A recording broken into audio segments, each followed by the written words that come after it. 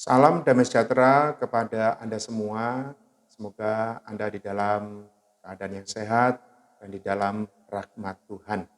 Mari kita melanjutkan berita yang ketiga di dalam pembahasan FKKP minggu ini, yaitu bahan penyusun satu manusia baru, Kristus yang al-muhid dan al-wasi yang menggantikan kebudayaan. Saudara-saudari, pembahasan ini dilatar belakangi dari kitab Kolose, satu kitab yang dalam karena membicarakan Kristus yang al-muhid dan al-wasi dengan latar belakang satu kebudayaan yang telah mengganggu, yang telah masuk di dalam penghidupan gereja kaum beriman di Kolose. Karena itu mari kita melihat beberapa hal di dalam berita ini. Yang pertama, penanggulangan Rasul terhadap kaum beriman di Kolose. Kita melihat di dalam Kolose pasal 3 ayat 10 dan 11. Dan telah mengenakan manusia baru yang terus-menerus diperbarui untuk memperoleh pengetahuan yang benar menurut gambar kaliknya. Dalam hal ini tiada lagi orang Yunani atau orang Yahudi, orang bersunat atau orang tak bersunat, orang barbar atau orang skit, Buddha atau orang merdeka, tetapi Kristus adalah semua dan di dalam segala sesuatu. Lalu dilanjutkan dalam Kolose pasal 2 ayat 4 dan 8. Hal ini kukatakan supaya jangan ada yang memperdayakan kamu dengan kata-kata yang indah. Hati-hatilah supaya jangan ada yang menawan kamu dengan filsafatnya yang kosong dan palsu menurut ajaran turun-temurun dan roh-roh dunia, tetapi tidak menurut Kristus. Rasul sedang menanggulangi kaum beriman di Kolose karena pengaruh kebudayaan yang telah masuk ke dalam kehidupan gereja di sana. Dikatakan tadi dalam Kolose pasal 3 ayat 11, tidak ada lagi orang Yunani atau orang Yahudi. Ini adalah masalah kebangsaan. Orang bersunat atau orang yang tak bersunat, ini masalah ras. Lalu orang barbar atau orang skit, ini masalah kebudayaan.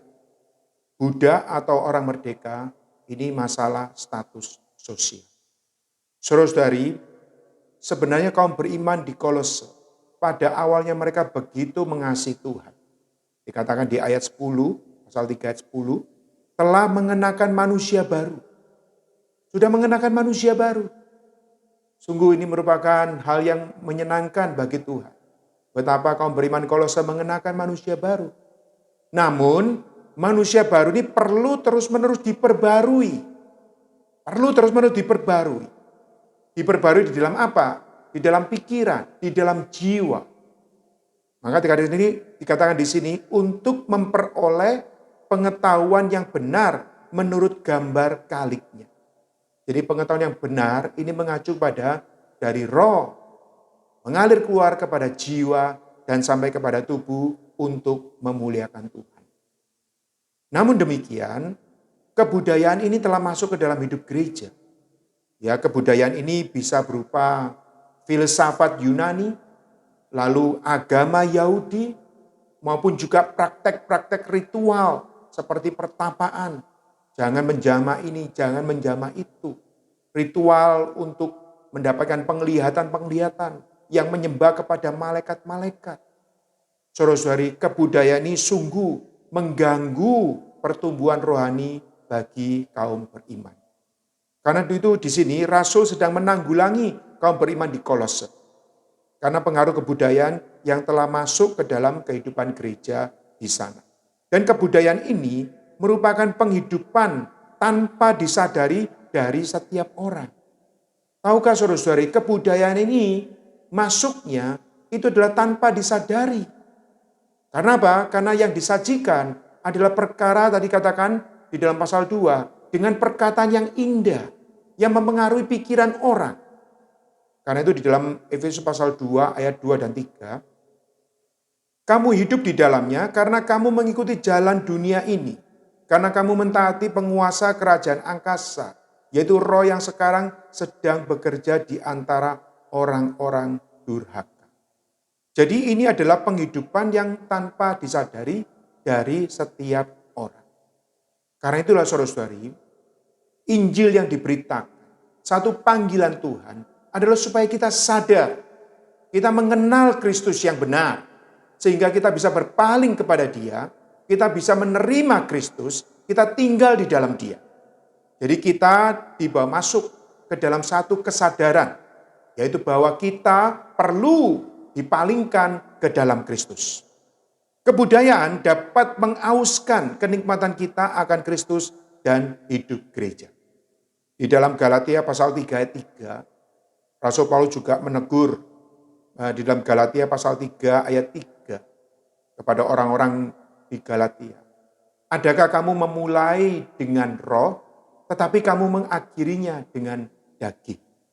Ya, di dalam Kolose pasal 2 ayat 23 juga Rasul Paulus mengatakan bahwa peraturan-peraturan ini walaupun nampaknya penuh hikmat dengan ibadah buatan sendiri, seperti merendahkan diri, menyiksa diri, tidak ada gunanya selain untuk memuaskan hidup duniawi.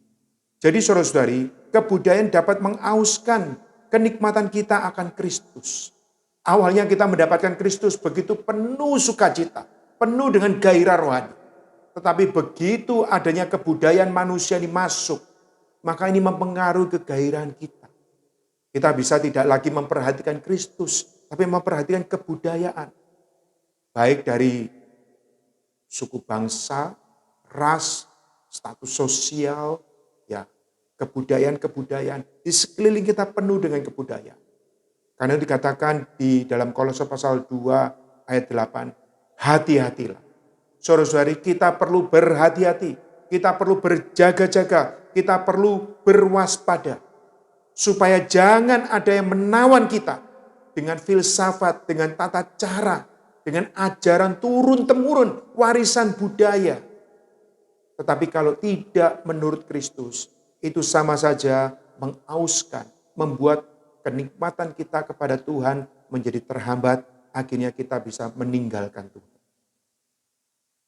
Lalu di dalam poin selanjutnya adalah bagaimana jalan keluar untuk menyelesaikan masalah di dalam kaum beriman di Kolose.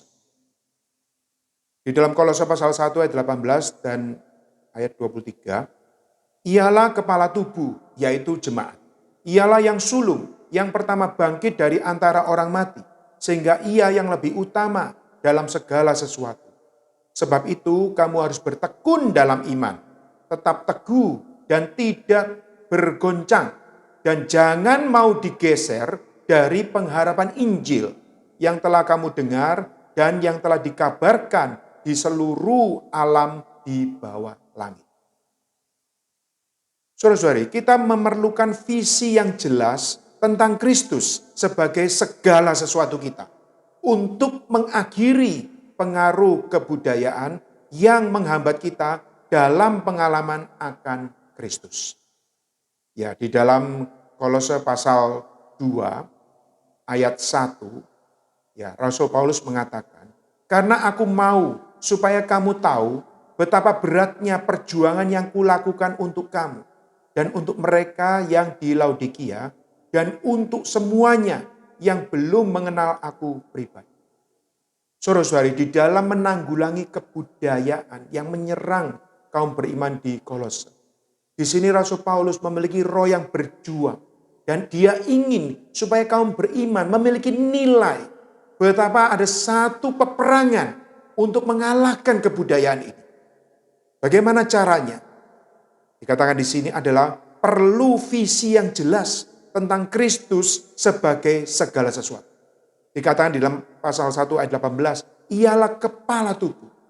Berarti waktu kita beroleh selamat adalah kita diselamatkan masuk ke dalam satu tubuh dengan Kristus sebagai sang kepala. Dialah yang memimpin kita, yang mengarahkan kita. Sehingga Kristus menjadi pikiran kita. Sehingga hidup kita diarahkan kepada kehendaknya, kepada ekonomi. Jadi kalau kita memiliki visi tentang Kristus sebagai segala sesuatu, kita bisa mengakhiri semua pengaruh kebudayaan yang menghambat kita, yang menenggelamkan kita. Saudara-saudari, kita perlu masuk ke dalam pengalaman akan Kristus secara penuh. Di dalam Kolose pasal 2 ayat 2, supaya hati mereka terhibur dan mereka bersatu dalam kasih. Sehingga mereka memperoleh segala kekayaan dan keyakinan pengertian dan mengenal rahasia Allah, yaitu Kristus. Saudara-saudari, Anda dan saya, mari kita bersama-sama mengenal Kristus secara utuh, mengenal Kristus secara penuh, sehingga kita bisa mengalami Dia dan ini bisa mengakhiri semua pengaruh kebudayaan. Kristus yang almui dan alwasi adalah hayat dan unsur penyusun unik satu manusia baru. Dikatakan dalam kitab Kolose, tidak ada unsur yang lain selain Kristus. Dan hanya Kristus satu-satunya yang unik di dalam unsur penyusun satu manusia baru. Di dalam Kolose pasal 3 ayat 4 dikatakan, apabila Kristus yang adalah hayat kita menyatakan dirinya kelak, kita pun akan menyatakan diri bersama-sama dengan Dia di dalam kemuliaan. Ini artinya apa? Artinya Kristus yang menjadi hayat ini perlu memenuhi seluruh diri kita. Sehingga kita pada akhirnya, pada puncaknya, kita pun juga akan mengekspresikan sama seperti Kristus yang adalah Sang Mulia itu. Dan ini semua adalah yang menyusun di dalam satu manusia baru. Kristus yang kita nikmati menjadi unsur penyusun satu manusia baru. Kristus sebagai yang almui dan alwasi tersedia bagi kita. Ini memerlukan kerjasama bagi kita untuk menikmati Dia. Makan minum Dia, menyesap Dia. Sehingga Dia tersusun di dalam kita. Di dalam Kolose pasal 1 ayat 12, ya, ini dikatakan bahwa bagaimana Rasul mengucap syukur dengan sukacita kepada Bapa yang melayakkan kamu untuk mendapat bagian dalam apa yang ditentukan untuk orang-orang kudus di dalam kerajaan terang. Ayat ini menunjukkan satu penggenapan dari bangsa Israel sewaktu mereka keluar dari Mesir, menempuh penghidupan padang gurun adalah untuk masuk ke tanah Kanaan. Begitu mereka masuk ke tanah permai, ini adalah tanah yang mengandung kekayaan. Mereka perlu menggali, mereka perlu menanam, mereka perlu menyiram, sampai satu saat mereka bisa menuai, mereka bisa menikmati. Dan hasil yang terbaik mereka persembahkan kepada Allah. Kalau di padang gurun, mereka hanya menengada, menerima yang dari luar. Tapi begitu masuk ke tanah permai, mereka perlu menggali yang dari dalam mengalir keluar. Saudara-saudari, dan yang dari dalam ini sangat berlimpah, lebih berlimpah dari apa yang mereka dapatkan di padang gurun. Saudara-saudari, Anda dan saya sebagai umat perjanjian baru adalah kita telah menerima Kristus sebagai tanah permai yang sejati. Lalu Anda dan saya perlu menggali, mendapatkan Dia, mendapatkan semua kekayaan ini. Dan kita bisa persembahkan kembali kepada Tuhan. Ya, dikatakan di dalam satu manusia baru tidak ada tempat bagi perbedaan latar belakang budaya, ras, kebangsaan, status sosial. Juga tidak boleh ada perbedaan di antara gereja-gereja. Saudara-saudari, kalau kita menikmati Kristus, setiap kaum saleh di dalam hidup gereja menikmati Kristus yang demikian kaya, maka kita bersyukur tidak ada lagi perbedaan, ya baik budaya, ras, kebangsaan, status sosial. Juga tidak ada perbedaan antar gereja. Gereja di mana kita berada dengan gereja di lokal lain. Tidak akan ada perbedaan.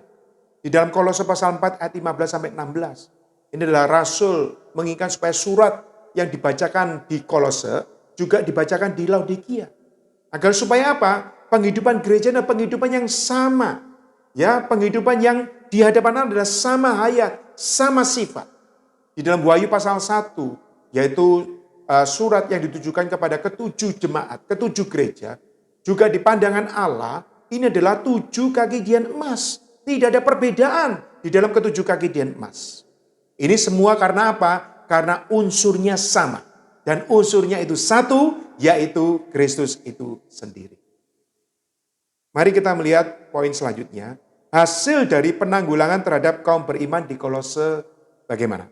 Di dalam Kolose pasal 1 ayat 13 dan ayat 27, Ia telah melepaskan kita dari kuasa kegelapan dan memindahkan kita ke dalam kerajaan anaknya yang terkasih.